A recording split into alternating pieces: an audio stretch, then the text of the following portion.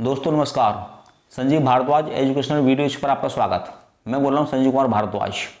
दोस्तों सभी आप जानते हो अमेरिका के अंदर अभी भी इलेक्शन हुए हैं। वहाँ पर ट्रंप की हार हुई है और जो बाइडेन की जीत हुई है। जब किसी भी देश के अंदर सत्ता में बदलाव आता है तो उस देश के सिस्टम में बदलाव आना नेचुरल बात है। कुछ उसके नेगेटिव इफेक्ट होते हैं, कुछ उसके पॉजिटिव इफेक्ट होते हैं। हमारे देश के अंदर मीडिया और जो हमारे बुद्धिजीवी वर्ग हैं ये भी सोच रहे हैं कि बाइडेन के जीतने के बाद हमारे देश के संबंध अमेरिका से कैसे रहेंगे और हमारे देश पर इसके चुनावों का क्या प्रभाव पड़ेगा। प्रभाव दोनों तरह के होंगे, कुछ नेगेटिव भी होंगे और कुछ पॉजिटिव भी होंगे। हमें दोनों प्रभावों को जानना जरूरी है। मैं दोनों तरह के प्रभाव क्या होंगे नेगेटिव और क्या होंगे पॉजिटिव। आज दुनिया की सबसे बड़ी समस्या है वो है आतंकवाद की। ऐसा दुनिया में कोई देश नहीं है जो आतंकवाद से परेशान ना हो। हर देश में आतंकवाद है, नए नए रूपों में सामने आ रहा है। हम बात करेंगे अमेरिका के बारे में। अमेरिका के नज़रिए में आतंकवाद के प्रति क्या बदलाव आएगा। मुझे तो लगता नहीं है बदलाव आएगा, नहीं आएगा। क्यों कि इसके पीछे रीजन बता रहा हूँ आपको। डेमोक्रेट पार्टी के राष्ट्रपति थे ओबामा, उन्होंने लादेन को मारा था घुस करके पाकिस्तान में। और रिपब्लिकन पार्टी के राष्ट्रपति थे ट्रंप, उन्होंने अल बगदादी को मारा था घुस करके वहाँ जा करके। तो आतंकवाद के मामले पर अमेरिका की जीरो टॉलरेंस की पॉलिसी रहेगी, जिस तरह से इजराइल की जीरो टॉलरेंस पॉलिसी है आतंकवाद के मामले पर। तो आतंकवाद के मामले पर दोनों की पॉलिसी सेम रहेगी, कोई डिफरेंस नहीं रहेगा। दूसरी बात करते हैं हम अफगानिस्तान के बारे में। अफगानिस्तान सन 1980 से आतंकवाद का शिकार है। वहाँ आतंकवादी नए नए संगठन पैदा होते हैं।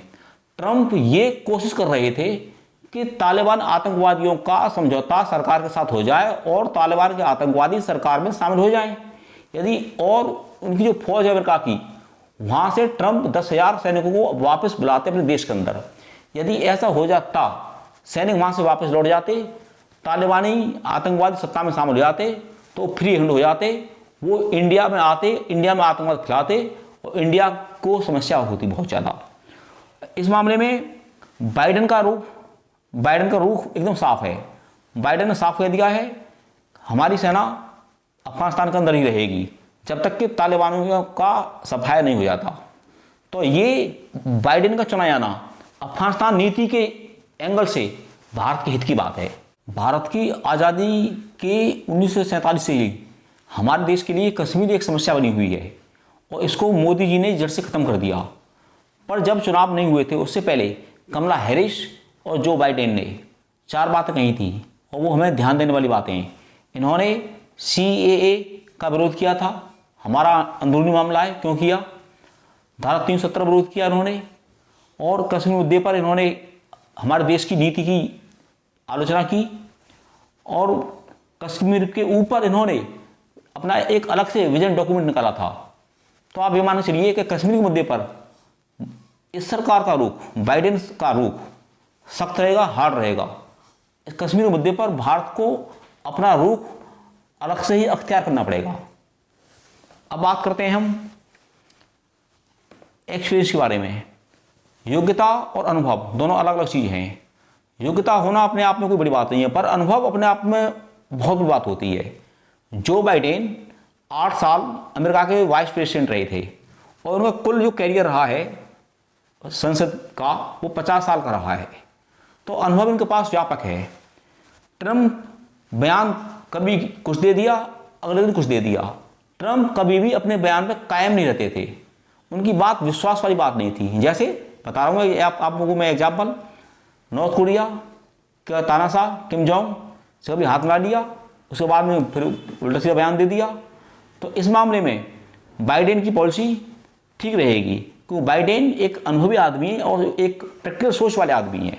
ट्रंप की सोच प्रैक्टिकल सोच नहीं थी। भारतीय पढ़े लिखे लोगों के लिए सबसे बड़ा मुद्दा और सबसे बड़ी समस्या वो है जो ट्रंप ने पैदा की थी हिंदुस्तान वालों के लिए, वो थी H-1B वीज़ा। इसे पढ़े लिखे लोग सभी जानते हैं। ट्रंप ने इसको हार्ड कर दिया था।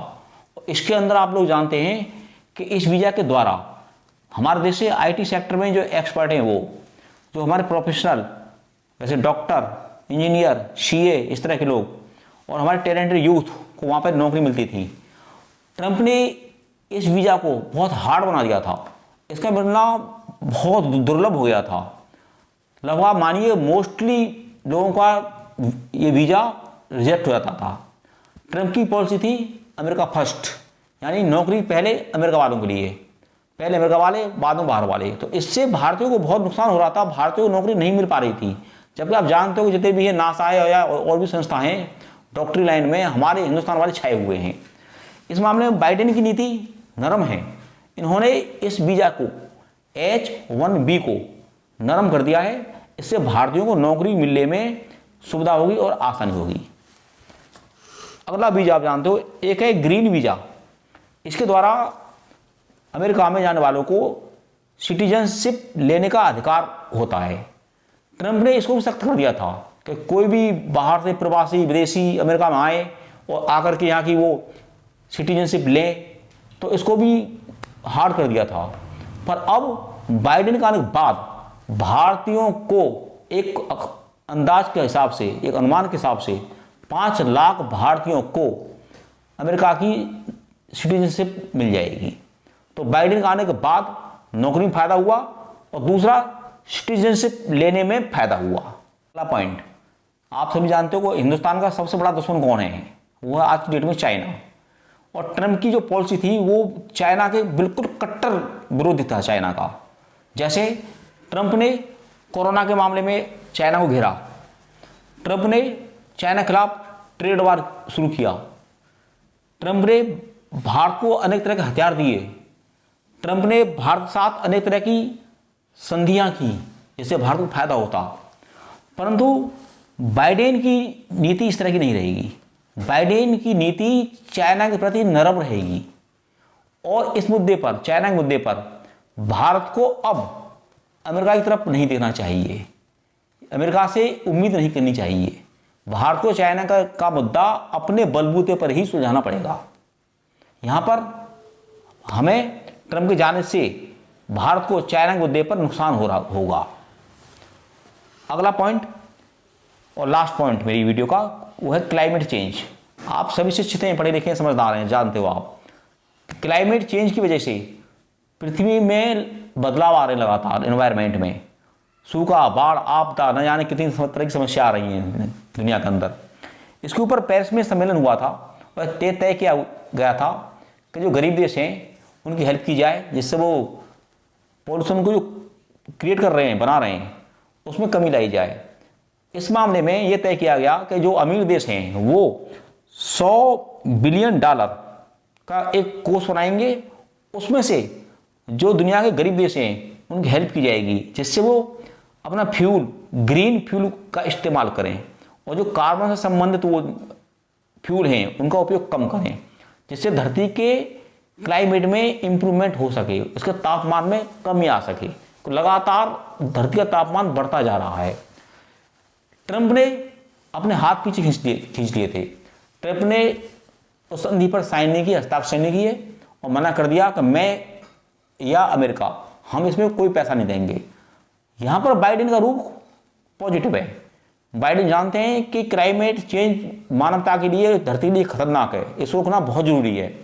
तो निश्चित तौर पर क्लाइमेट चेंज में बाइडेन पूरी दुनिया को सपोर्ट करेंगे और क्लाइमेट चेंज में कमी आएगी, बदलाव आएगा और परिवर्तन भी होगा। ये मानवता के लिए और इंडिया के लिए नहीं बल्कि मानवता के लिए भी अच्छा है बाइडेन का आना। बाइडेन के राष्ट्रपति बनने के बाद अमेरिका की पॉलिसी में क्या बदलाव आएंगे, ये मैंने अपने विचार रखे हैं। हो सकता है आपके विचार इससे अलग हों। आप अपने विचार खुद कमेंट के माध्यम से बताएं कि भारत पर बाइडेन के आने के बाद क्या अच्छे प्रभाव पड़ेंगे और क्या गलत प्रभाव पड़ेंगे। आपकी सोच मेरी सोच अलग हो सकती है। आप मेरे channel Sanjeev Bhardwaj educational videos को सब्सक्राइब करें और अपने दोस्तों को मेरी वीडियोज को शेयर करें और लाइक करें। जय हिंद, जय भारत।